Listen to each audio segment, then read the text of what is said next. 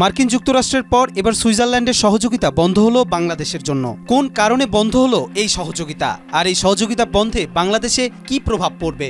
ভঙ্গুর হবে কি অর্থনীতি, নাকি মাথা সমুন্নত রেখেই এগিয়ে যাবে বাংলাদেশ?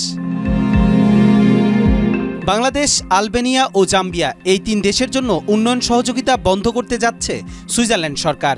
সুইস সরকারের ফেডারেল কাউন্সিলের এক বিবৃতিতে বলা হচ্ছে, সুইস সরকারের উন্নয়ন সহযোগিতা বৃদ্ধির লক্ষ্যে বাজেট কমানো ও অন্যান্য কাটছাঁটের বাস্তবায়ন করতে এমন সিদ্ধান্ত নেওয়া হয়েছে।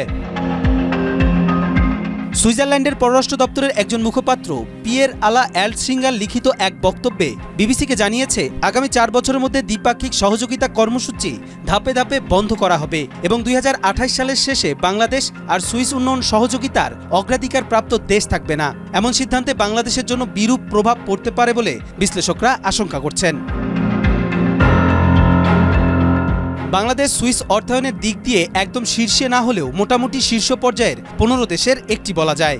সুইজারল্যান্ডের উন্নয়ন সহযোগিতার তালিকায় 2023 সালে এশিয়ায় সর্বোচ্চ অর্থায়নে দখলকৃত ফিলিস্তিন অঞ্চল, সিরিয়া, মিয়ানমার ও আফগানিস্তানের পরে ছিল বাংলাদেশ।